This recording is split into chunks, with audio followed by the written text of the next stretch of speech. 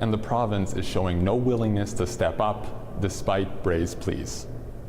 All I would like is to be for the province that I've lived in my entire life, the province that I love, to help me.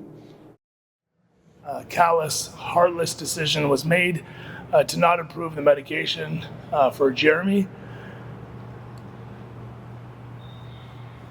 I can't understand why the Minister of Health and the Premier would invite the family down with hopes and belief that this may be the sign, the hope that they were looking for, to tell them that they're not going to continue to or not going to approve this medication is heart-wrenching. I can't imagine what the family's going through, Jeremy, but in our conversations, I did promise the family and assure them that I myself as a leader, MLA Robbins and our entire caucus would not stop advocating for them, that we would continue to work for them for as long as I'm in this building. I will continue to advocate for them and their family and other Manitobans affected by this rare disease and other diseases as well. I simply just can't understand why the Minister of Health would not approve this. Other provinces are approving this medication.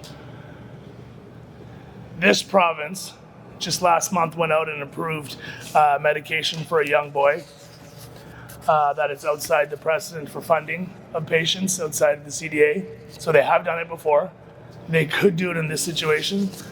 The Premier has blatantly lied and misled Manitobans when he said that this medication is not approved for treatment of this disease for adults over the age of 25. It makes absolutely no sense. We were chatting beforehand in privacy, and I said, if I was a betting man, I'll bet you that against my better judgment, that the NDP would make the right decision on this. I guess I've lost that bet now. It's unfortunate, but we won't stop advocating for you, Jeremy. We're going to keep working for you. We're going to keep doing everything we can, and we're optimistic and praying that there will be a way forward for you. I also want to thank Susie Vanderwick for coming out here all the way from Chilliwack to advocate for the family. She flew in from Chilliwack solely for this meeting.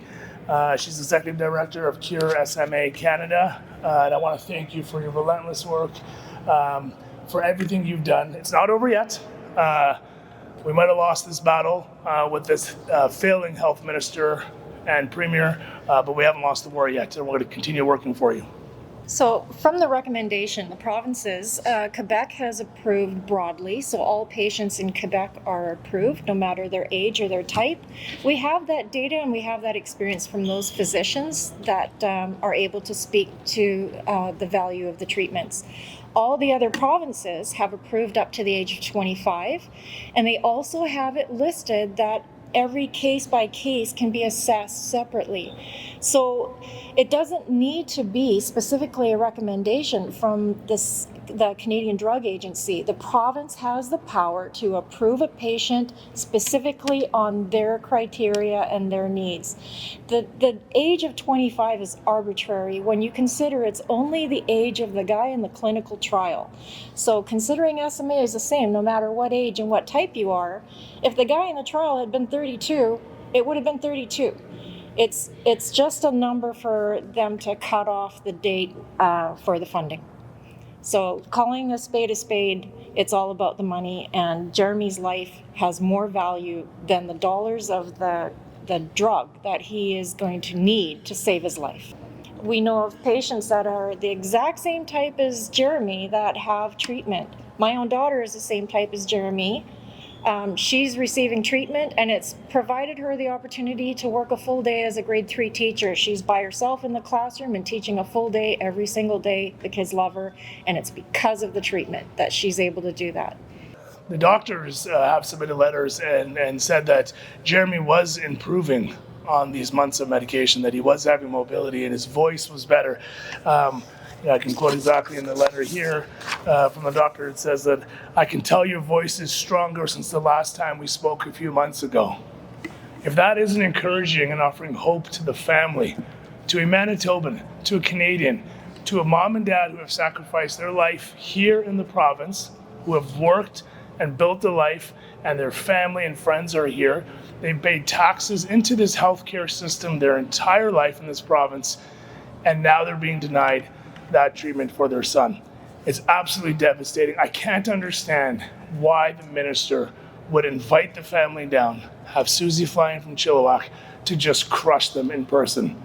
It's a cold, callous, calculated move. It could have been done over the phone. I can't understand why the Premier would ever go that route. We're going to continue to work for Jeremy and his family.